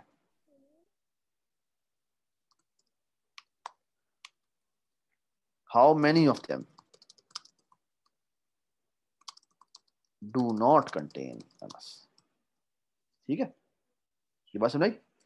and मजेदार बात, so how many of do not contain Anas, इसको मैं लेट से कह देता हूं T। ठीक है? और इसको मैं कह देता हूं क्या, कंटेन, तो मैं इसको कह देता हूं लेट से C। सो इन दोनों क्वांटिटीज को अगर मैं ऐड करूं T प्लस C को, that should be equal to how much? Total. ये। ठीक है? टोटल। वाई? क्योंकि भाई मैंने क्या किया है, जितनी भी टोटल टीम्स थी उनमें से मैंने वो वाली टीम साइड पे कर दी जिनमें अनस शामिल था, और वो वाली टीम एक और साइड पे कर दी जिनमें अनस शामिल नहीं था, और मैंने कहा भाई इन्हीं दोनों को दोबारा काउंट करूं। ये बात समझ। अब सवाल सिर्फ ये रह गया कि कितनी टीमें ऐसी होंगी so what is T? T is basically किसमें कितने अनस शामिल है। अनस शामिल हो चुका हुआ है तो बाकी कितने लोग रह गए? n-1। और अनस शामिल हो चुका हुआ है तो इसका मतलब आप कितने लोगों की टीम सेलेक्ट करना बाकी है? r-1, ठीक है ना।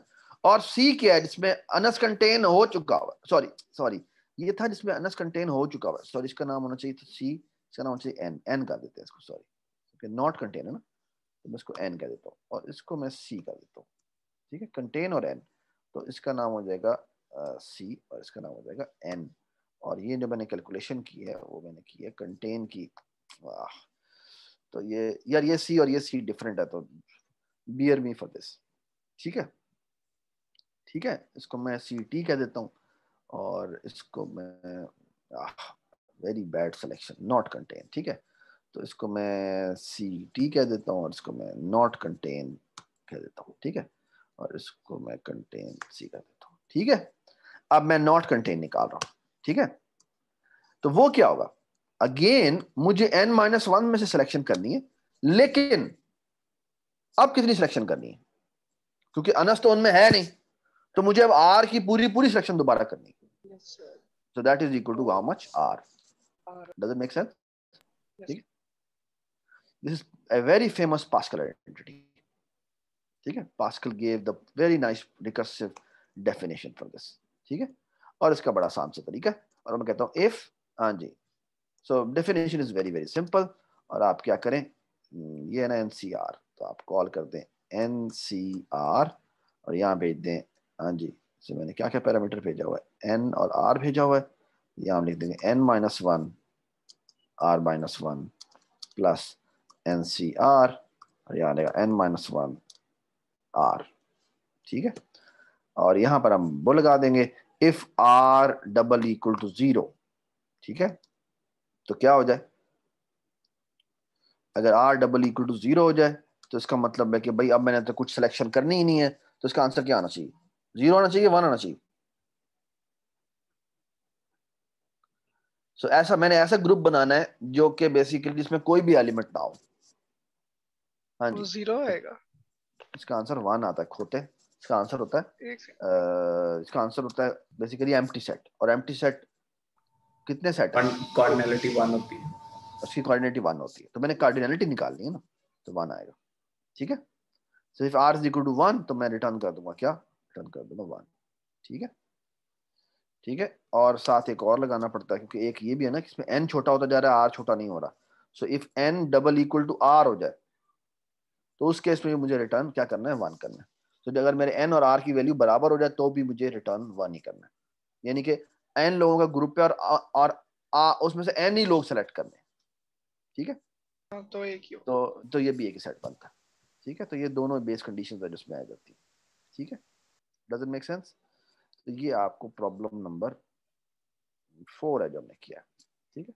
बाइनरी सर्च की रिकर्सिव डेफिनेशन ये आप लोग खुद करेंगे। उसके बाद है पावर, जी पावर कैसे बनाएंगे? तो पावर की अगर मैं आपसे कहूं कि रिकर्सिव डेफिनेशन बताएं तो क्या बनती है?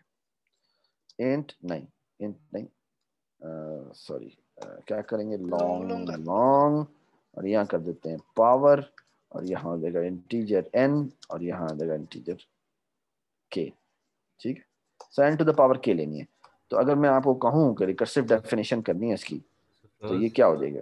जी ये मुझे NC वाली समझ नहीं आई थी, NC is equal to C n-1 R, वो जो आप पिछली वाले में बता रहे थे, ये वाली, ये जो रिकर्सिव डेफिनेशन है जी, जो इसका ना CT के नीचे, CT के नीचे CT इज इक्वल टू ये NC वाली, जी, इधर R-1 क्यों नहीं है? इधर क्यों, इधर सिर्फ R क्यों? इसलिए, देखो ये वो है जिसमें अनस शामिल है, तो ये वो है जिसमें अनस शामिल है, कंटेन अनस, ठीक है, ठीक है, और ये वो है डू नॉट कंटेन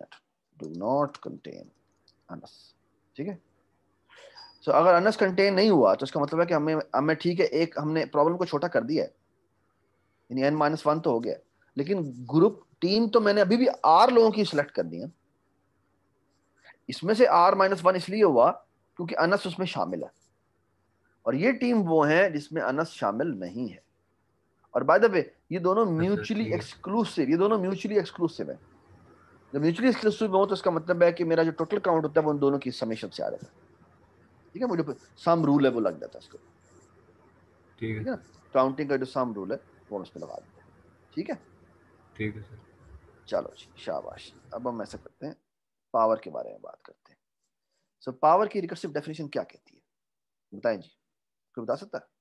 अगर मैं आपको पावर ऑफ n मैंने कंप्यूट करनी है और मैं कोई बंदा आपको power of n to the power k compute करनी थी, और अगर आपको कोई पावर ऑफ n की k माइनस 1 ला दे, तो आप क्या करेंगे कि तो power of n to power k आ जाए?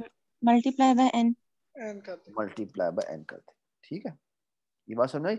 लेकिन ऑफ कोर्स इसकी बेस कंडीशन आपको बतानी पड़ेगी, और वो क्या होगी कि अगर मैं कह दूं कि ये बराबर होगा 1 के, सॉरी अगर 0 हो जाए 1 के, अगर मेरे n की वैल्यू क्या हो जाए, 0 हो जाए, ठीक है। और अगर मेरे n की वैल्यू नॉट इक्वल टू 0 हो तो फिर इस तरह डिफाइन होगी, ठीक है। के की तो वैल्यू में 0 सॉरी n नहीं, सॉरी k होना चाहिए, I am really sorry for this, ठीक है। यहाँ पे k होना चाहिए, ठीक है। तो that's a very simple definition. और इसमें हो जाएगा रिटर्न, ये हो जाएगा पावर, और यहाँ आ जाएगा n, यहाँ आ जाएगा k minus 1 multiplied by n, ठीक है। और यहाँ पर हम इसकी बेस कंडीशन लिख देते हैं, if k double equal to 0 return 1, ठीक है। So that's it. अच्छा, ये बड़ी मजेदार किस्म की हमने पावर की बड़ी मजेदार एग्जांपल की है, लेकिन ना एक और भी पावर की डेफिनेशन है।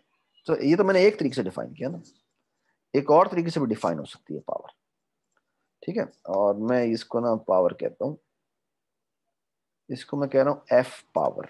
एफ क्यों कह रहा हूं मैं अभी थोड़ी देर में बताता हूं, ठीक है। अच्छा, मुझे एक बात बताएं,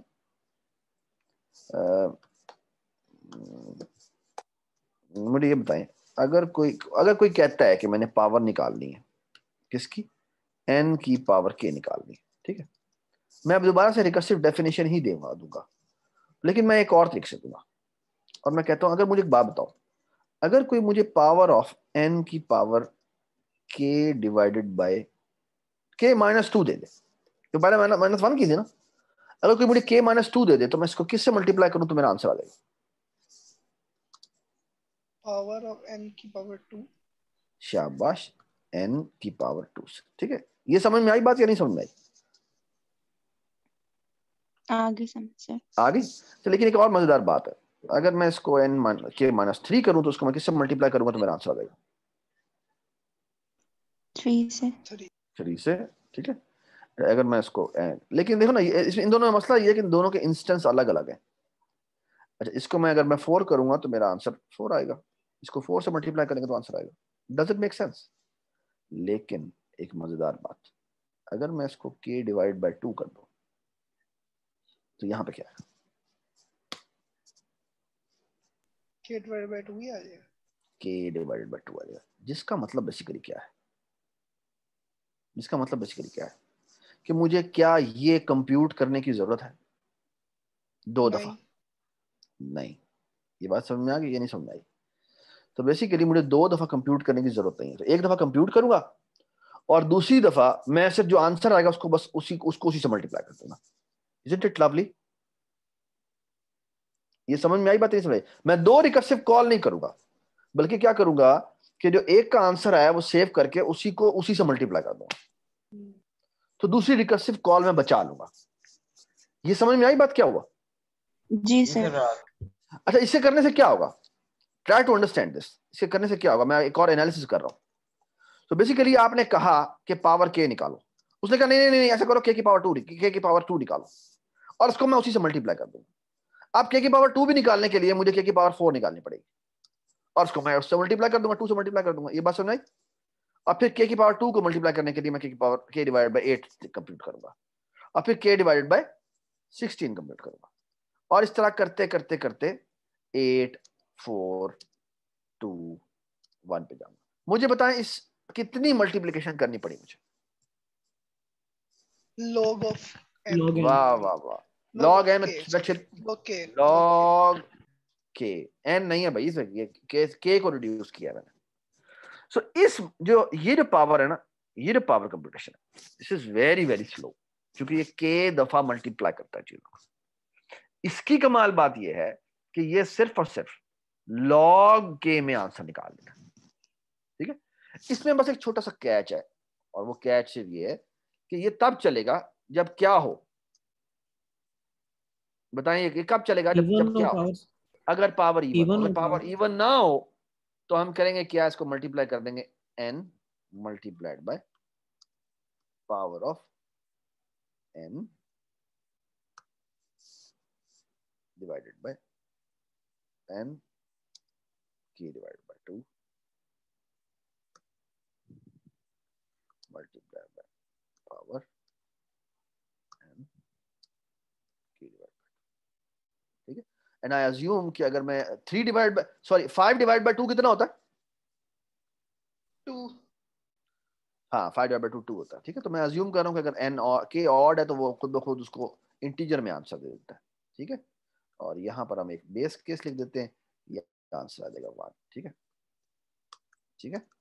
तो यहाँ पर हम लिखते हैं if k is equal to 0, ये हो जाएगा if k mod 2 is double equal to 1, और ये हो जाएगा if k mod 2 double equal to 0। Does it make sense, ठीक है। सो ये हमारा आंसर आ गया। और इसकी मजेदार बात यह कि ये जो फास्ट पावरिंग है ये लॉग के में चलता है, और बड़ा सिंपल सा इसका आंसर है, if k is double equal to 0 return 1, ठीक है।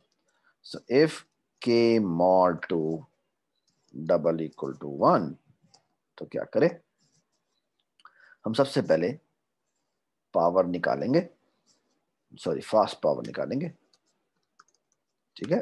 पावर नहीं कॉल करना है, ये फास्ट पावर ही कॉल करना है, और इसमें कर देंगे क्या, n और यहाँ पे k डिवाइड बाय 2 भेज देंगे, ठीक है। इसको हम किसी एक आंसर में सेव कर देंगे, लॉन्ग और यहाँ पे लिख देंगे a स्टैंड फॉर आंसर, ठीक है। और यहाँ करेंगे रिटर्न क्या, क्योंकि ऑड है तो ये हो जाएगा n multiply by a multiply by a, ठीक है। और एल्स में क्या करेंगे बताएं मुझे जी, एल्स का केस कौन सा है, इवन का केस है, and that is quite simple. क्या करेंगे बताएं मुझे, long a is equal to f power, यहाँ पर आ जाएगा n, यहाँ आ जाएगा k डिवाइडेड बाय 2, और यहाँ आ जाएगा क्या, रिटर्न नहीं sorry a a into a आ जाएगा, ठीक है। तो ये देखो इन दोनों के अंदर मैंने ये लाइन लिखी है ना, तो why not I do the following, कि अगर यहाँ आए तो फिर यहाँ आके पहला काम ये करे, ये कंप्यूट कर ले, और यहाँ पर आके फिर ये कंप्यूट करने की जरूरत नहीं है, और ये आंसर आ जाए, ठीक है। डज इट मेक सेंस, ठीक है, यस, ठीक है। तो ये आंसर आ जाए, डज इट मेक सेंस, ठीक है। तो ये हमने फास्ट पावर कर दिया, ठीक है। अच्छा, अब हम एक काम करते हैं, यहाँ पर फास्ट एक और बड़ा मशहूर प्रॉब्लम है जिसे कहते हैं फास्ट मल्टीप्लिकेशन। ये हमने, आपको याद होगा, उसमें भी किया था, ह्यूज इंटीजर में भी किया था। तो याद है फास्ट मल्टीप्लिकेशन की भी डेफिनेशन होती है कि अगर मैंने a मल्टीप्लाई बाय b करना है, अच्छा अब a मल्टीप्लाई बाय b करना है, इसकी रिकर्सिव डेफिनेशन क्या होती है, अनस बताओ मुझे, बल्कि गुलाम मुस्तफा तुम बताओ। मैंने ना मल्टीप्लाई करना है, लेकिन मल्टीप्लाई करना है यूजिंग एडिशन। तो आपको याद होगा ह्यूज इंटीजर की क्लास जब हमने बनाई थी तो हमने ये काम किया था, कैसे किया था, एडिशन के थ्रू करना था ना। तो mult of a b is basically, अगर मुझे बताओ कोई तुम्हें a mult of a b minus 1 दे दे, तो क्या करोगे इसमें तो तुम्हारा आंसर आ जाएगा, जी बताएं क्या आंसर आ जाएगा, क्या करेंगे। सर a को b दफा ऐड कर देंगे। हाँ a को b दफा ऐड करना ना, तो अगर कोई तुम्हें b माइनस 1 दफा ऐड करके दे दे, तो इसमें क्या मैं ऐड करूं कि मेरा आंसर आ जाएगा। अगर किसी ने तुम्हें b माइनस 1 दफा ऐड करके दे दिया है, तो इसमें मैं क्या ऐड करूं कि मेरा आंसर आ जाएगा। बी। बी नहीं बेटा, देखो मेरी बात सुनो, मैंने 5 को 100 से मल्टीप्लाई करना था। अगर 5 को 99 से किसी ने मल्टीप्लाई करके आंसर दे दिया है तो उसमें मैं क्या करूं ऐड कि मेरा आंसर आ जाए? बेटा ये देखिए, मैंने ना, एक मिनट सॉरी, 5 को मैंने मल्टीप्लाई करके करना था 100 के साथ, लेकिन मैंने आपको 5 मल्टीप्लाइड बाय 99 दे दिया है, तो मैं इसमें क्या ऐड करूं कि मेरा आंसर आ जाए? तुम कह रही हो 99, ये कह रही हो?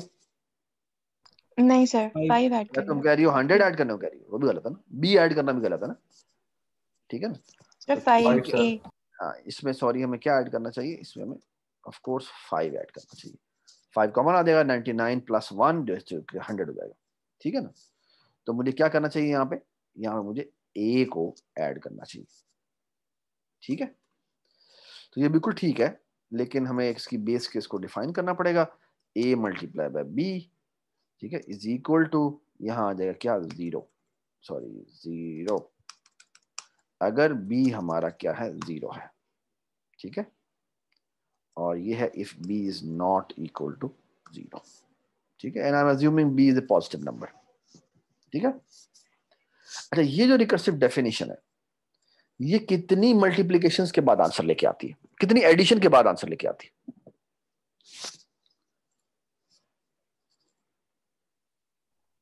जितना वो नंबर मल्टीप्लाई करते हैं उतनी। तो बेसिकली इसकी कॉम्प्लेक्सिटी कितनी है? बी से। इस एल्गोरिथम की कॉम्प्लेक्सिटी है O ऑफ B, ठीक, ठीक है? इसकी कॉम्प्लेक्सिटी कितनी है? Time complexity is basically O of B, ठीक है? अच्छा, मैं अब आपको ना फास्ट मल्टीप्लिकेशन करके दिखाता हूँ यार, it is such a fantastic idea, ठीक है? ये आपको याद आ जाएगा जो हमने fast multiplication, integer A integer B, ठीक है? बहुत ही कमाल आइडिया, ठीक है?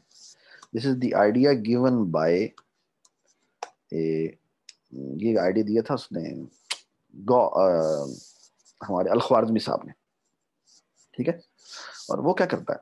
वो कहता है देखो, मैंने 5 मल्टीप्लाई बाय 100 निकालना था, लेकिन मैं ऐसे नहीं करता। मैं करता क्या हूँ? यहाँ पे ना, अब ए में 5 है, ठीक है? ए में कितना है? 5 है, इमेजिन कर लो, और बी में कितना है? 100 है, ठीक है? अब ये कंप्यूट करने के लिए मैं एक काम करता हूँ, एंड लुक एट दिस, कितना वो खूबसूरत काम करता है। वो ना कहता है कि यहाँ पे मैंने एक टी बनाता हूँ, टी स्टैंड फॉर टोटल, इसमें 5 लिखा है, ठीक है? और यहाँ पे ना मैं एक सी बनाता हूँ, सी का मतलब है कि मैंने कितनी दफा ऐड कर दिया है, ठीक है? तो अभी तक अगर टी में 5 पड़ा हुआ तो मैंने कितनी दफा ऐड किया? एक दफा। एक। और अब मैं क्या करता हूँ? टी, मैं सिर्फ ये कोड लिखता हूँ, तो कोड देखें बड़ा सिंपल सा, T plus equal to T, basically उसमें जो भी क्वांटिटी से डबल कर दिया। सो टी कितना हो जाएगा बताए मुझे? 10 हो जाएगा। अब मुझे बताएं सी कितना हो जाना चाहिए? 2। सी हो जाना चाहिए 2। अब एक और बात बताएं, अब अगली दफा भी वो यही करता है, T plus equal to T कर देता है, तो टी कितना हो जाएगा? 20। तो ये बताओ सी को कितना हो जाना चाहिए? 4। Does it make sense? 4 हो जाना चाहिए, जिसका मतलब है कि जो ये कोड है ये भी यही लिखा हुआ है, क्या? C plus equal to C. Does it make sense? और आप देखिए क्या हुआ, ये करेगा टी कितना हो जाएगा? 40, और सी कितना हो जाएगा? 8, और आंसर सही है। 5 को 8 से मल्टीप्लाई करें तो आंसर क्या आना चाहिए? 40 आना चाहिए, ठीक है? आगे चले, वो करता है टी कितना हो जाएगा बेटा? 80, और ये कितना हो जाएगा? सी इज इक्वल टू 16, ठीक है? टी कितना हो गया? 160, और ये कितना हो गया? सी इज इक्वल टू 32, ठीक है? अभी तक बिल्कुल ठीक जा रहा है, ठीक है? टी इज इक्वल टू कितना हो गया बेटा? 320, और सी की वैल्यू कितनी हो गई? 64, ठीक है? अच्छा, आप आंसर नहीं निकाल सकते हो, क्यों? क्योंकि अब अगर आप डबल करेंगे तो आपका आंसर जो रिक्वायर्ड है उससे बढ़ जाएगा। Do you understand?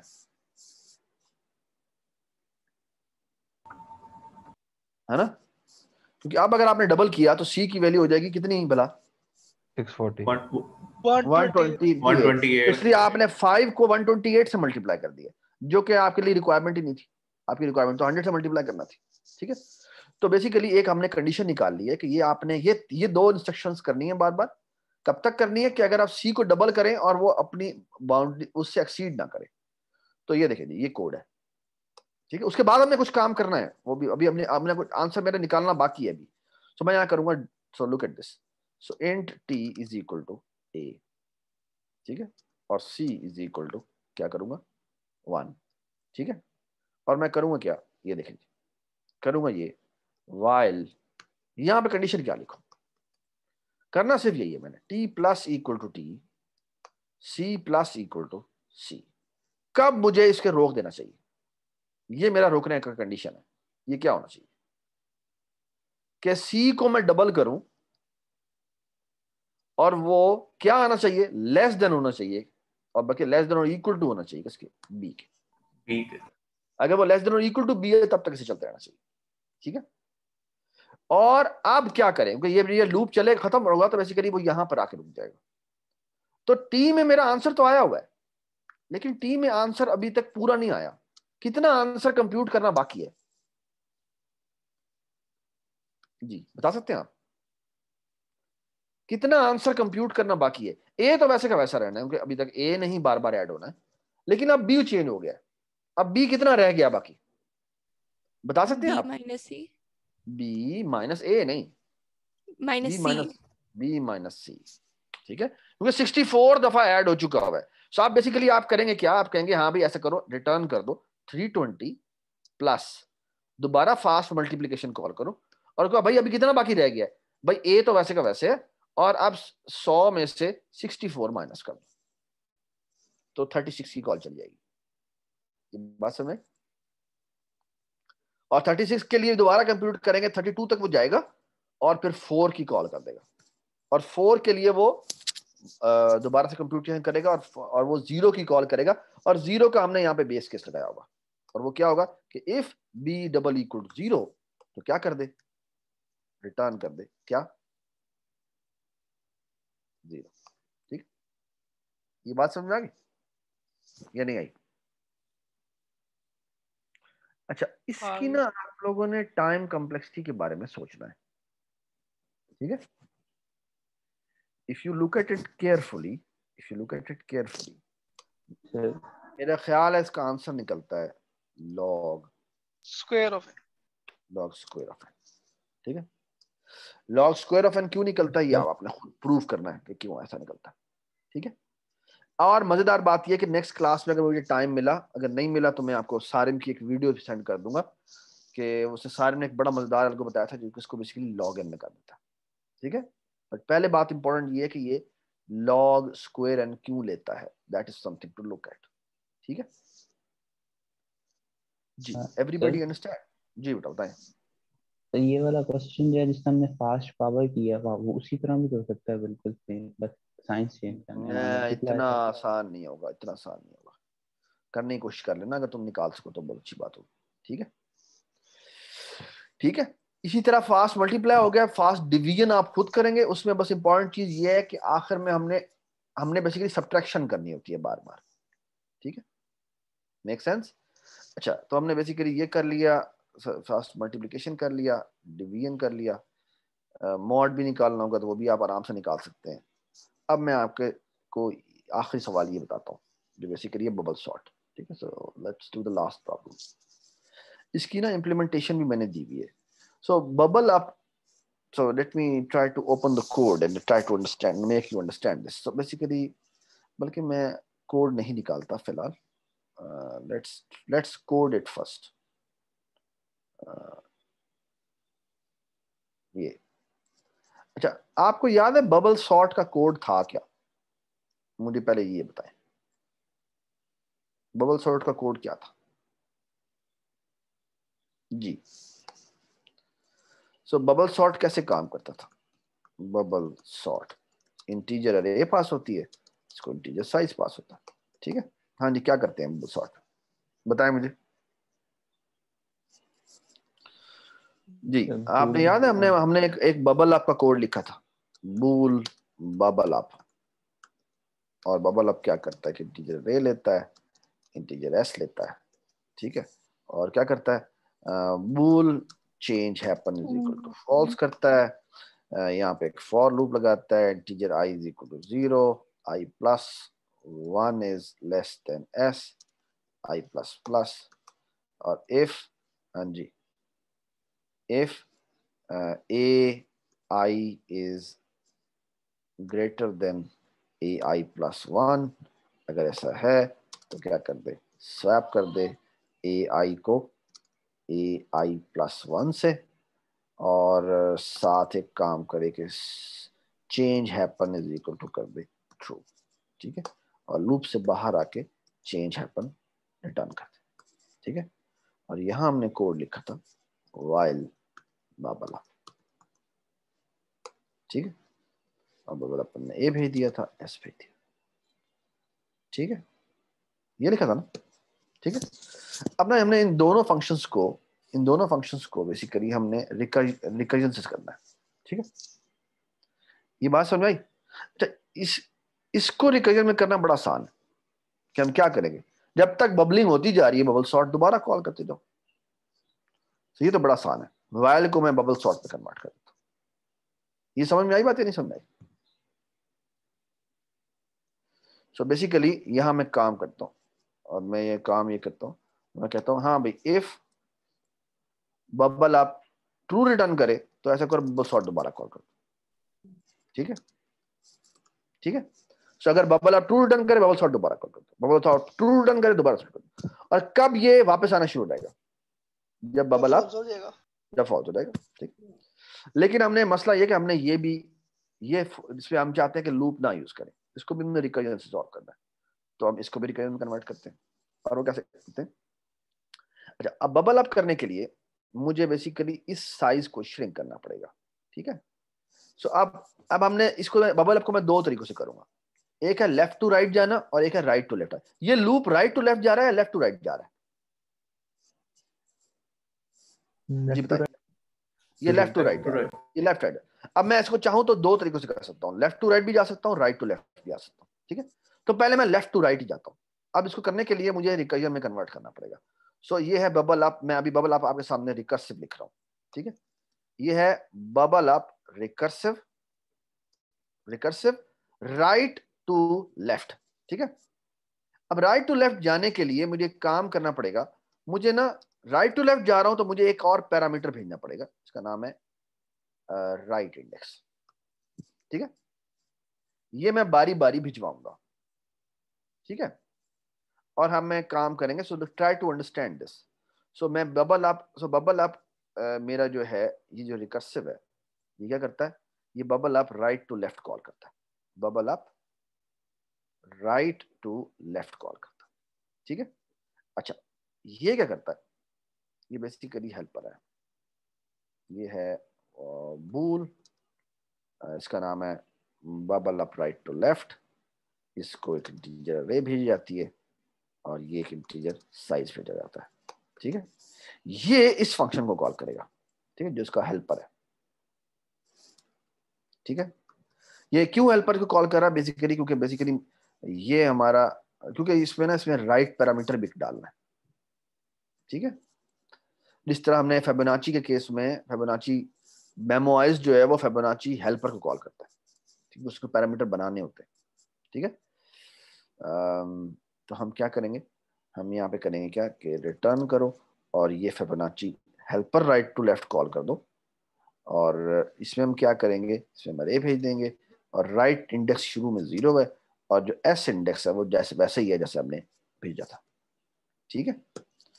और यहाँ हम क्या करते हैं, सो लुक एट दिस, यहाँ हम ये करते हैं, बल्कि ये करते हैं, ये हमने लूप लगाया हुआ था फ्रॉम 0 to 1 ना, अब हमने लूप नहीं लगाना, हमने बेसिकली करना क्या है, हमें कहा यह गया है कि एक काम करें, आप सिर्फ राइट को कंपेयर करें। किसे कंपेयर करें, आप किसे कंपेयर करें। सो बेसिकली हम करेंगे क्या, हम एक काम करेंगे, हम करेंगे इफ राइट इंडेक्स, सो ए का राइट इंडेक्स जो कि 0th इंडेक्स अभी तक 0 होगा ना, इज अगर ये वैल्यू ग्रेटर देन है ए वैल्यू आर आई प्लस 1 से, ठीक है। अगर ऐसा है तो एक काम करो, वो काम ये करो, वो एक काम ये करो कि इन दोनों को तो करो स्वैप, ठीक है, ए आर आई को और ए आर आई प्लस 1 को, ठीक है। अच्छा, चेंज हैपन को कर दो ट्रू, ठीक है, ट्रू हो चुकी भी हो। और साथ हम एक काम करें, और वो काम ये करेंगे कि हम दोबारा से बबल अप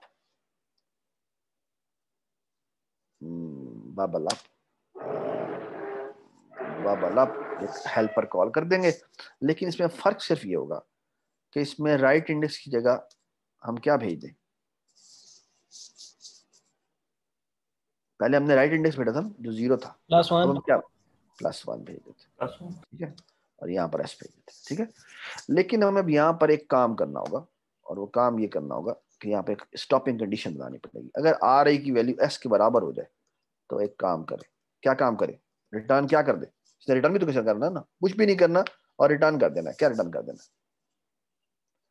एक्चुअली आर आई की वैल्यू एस नहीं बल्कि आर आई +1 की वैल्यू एस के बराबर, ठीक है, ठीक है ना, क्योंकि इसमें आर आई और आर आई +1 कंपेयर हो रहे हैं। तो अगर आर आई बाउंड्री से बाहर निकल जाए तो हमें वहां पर स्टॉप कर देना जी।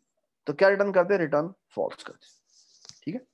लेकिन यहां हम एक काम करेंगे, वो काम ये करेंगे कि इसको इफ से बाहर नहीं निकालना पड़ेगा इसको, जी बिल्कुल, अब वही करने लगा है, ठीक है। यहाँ पे जाएंगे, यहाँ पर हम एक काम करेंगे कि यहाँ पर हम दोबारा से बबल अप कॉल करेंगे और यहाँ पर चेंज हैपन के साथ हम इसको और कर देंगे। ये और क्यों किया हमने, और एक और बात, ये चेंज हैपन को मैं लेफ्ट साइड पे नहीं लगा सकता। ये जो कंडीशन मैंने लिखी है ना, ये जो कंडीशन, इसको मैं इसकी लेफ्ट साइड पे कॉल नहीं कर सकता, राइट साइड पे कॉल करना पड़ेगा। क्यों, शॉर्ट सर्किटिंग हो जाएगी वरना। एग्जैक्टली, शॉर्ट सर्किटिंग हो जाएगी, जिसकी वजह से, ये कौन बोला है, एमन, एमन, शाबाश। शॉर्ट सर्किटिंग होने की वजह से क्या होगा कि बेसिकली ये कॉल नहीं होगा। अगर आपका पहले ही चेंज हैपन हो गया तो वो वैसे ही रिटर्न ट्रू कर देगा। तो इसको आप शॉर्ट सर्किटिंग की वजह से को रोकने के लिए आप बाद में लिखें, ठीक है। तो ये आपकी रिक्वेस्टेड कॉल में कन्वर्ट हो गया। Doesn't make sense. तो ये आपने बबल सॉर्ट कर दिया। ये मैंने एज ए सैंपल के तौर पे असाइनमेंट में दे दिया आपको, कैसे करें, एक मिनट, ये है ना, सो ये देखिए, सो स्वैप हैपेंड, एन की वैल्यू अगर 1 हो जाए। अच्छा, यहाँ पर जो मैंने कोड लिखा वो डिफरेंट है, वो था bubble up left to right, ये bubble up right to left. तो ये करता है, इसमें देखिए फर्क क्या है, एक सी ने चैट भेजी है, बैटरी 2% लेफ्ट, मेरी बैटरी 2%, ओके सॉरी, मैं तो आखिरी बात कर रहा हूँ कि ये क्या करता है, ये वेक्टर भेजता है, ये ना क्या करता है, एन की वैल्यू अगर 1 हो तो स्टॉप कर जाता है, और ये n-1 को n-2 के लेस देन के होने की वजह से कंपेयर करता है। अगर वो लेस देन है तो उसको स्वैप कर देता है, और ये बबल स्वैप दोबारा कॉल करता है लेकिन साइज की वैल्यू को एक घटा देता है। ये क्या कर रहा है, इसमें और इसमें फर्क क्या है, मुझे बताएं, इसमें और इसमें फर्क क्या है। जो हमने कभी कोड किया है वो लेफ्ट से राइट की तरफ ग्रेटर को लेके जा रहा है। ये क्या कर रहा है, ये आखिरी को सेकंड लास्ट से कंपेयर करते हैं और कहता है अगर छोटा है तो स्वैप कर दे। तो ये किसको लेके जा रहा है शुरू में, मिनिमम। वेरी गुड, ये मिनिमम को शुरू में लेके जा रहा है। तो ये भी बबल अप है लेकिन ये मिनिमम को नीचे ले जाता है, ठीक है। और जो हमने अभी लिखा है, जो अभी आपके सामने मैंने कोड किया है, यार हो जाए यार, की हो गया, ये जो मैंने आपके सामने कोड किया, ये बड़े वाले को आखिर में ले जाता है। ये बात समझ आई, ठीक है जी। Thank you so much, I hope you enjoyed the lecture, ठीक है सर जी। राज, एक मिनट सर, कोई सवाल है इसमें से रिलेटेड या वैसे कोई सवाल है? सर वैसे असाइनमेंट में जो बॉटम अप अप्रोच है उसका पूछना था। अच्छा, वो ना बॉटम अप अप्रोच जो है वो मैं कल बता दूंगा, ठीक है। Okay sir. अभी जो हमने किया वो टॉप डाउन अप्रोच है। टॉप डाउन क्यों कहते हैं इसको, क्योंकि आपने एन को कंप्यूट करना है, आप ऊपर से नीचे आते हैं फिर नीचे से ऊपर जाते हैं, ठीक है। वो डायरेक्टली बॉटम अप शुरू करती है, बॉटम से शुरू करती है, ठीक है। यानी उसमें रिकरियन का ओवरहेड नहीं होता, इसमें रिकरियन का ओवरहेड होता है। बाय द वे, ये जो आपने बबल सॉर्ट अभी किया आपके सामने, ये बबल सॉर्ट मैंने लिखा है, इसके अंदर एक प्रॉब्लम है, यानी लॉजिकल प्रॉब्लम नहीं, वो प्रॉब्लम नहीं है, ये बिल्कुल ठीक आंसर करेगा, लेकिन एक बहुत बड़ा प्रॉब्लम है कि अगर बहुत बड़ा डेटा हो तो ये प्रॉब्लम कर सकता है। क्या प्रॉब्लम कर सकता है अनस बताओ? अगर बहुत बड़ा डेटा हो तो ये प्रॉब्लम कर सकता है, क्या प्रॉब्लम कर सकता है? स्टैक ओवरफ्लो की, स्टैक ओवरफ्लो का मसला आ सकता है। ठीक है जी, thank you so much, I really enjoyed the lecture. ठीक है, और आई होप कि जी जी जी जी सरफराज, वो जो आपने पावर निकाली है log n में, अगर जिस तरह से हमने मल्टीप्लिकेशन किया log n स्क्वायर में या जो, तो उसी में अगर हम पावर भी उसी तरह करें, जहाँ पे एडिशन का फंक्शन है वहाँ पे हम लगा दें, मल्टीप्लाई कर दें, तो क्या करके ये दिखाना, सेम बात है? मेरे ख्याल में करके दिखाना, मेरे ख्याल में ठीक नहीं बात हो गई। ठीक है, चलो thank you so much, let's end the lecture. ठीक है, सो स्टॉप द शेयरिंग, और प्लीज ये अटेंडेंस नहीं है, मैंने तो बताया था अटेंडेंस नहीं होगी इसकी। ठीक है, सो लेट मी स्टॉप रिकॉर्डिंग।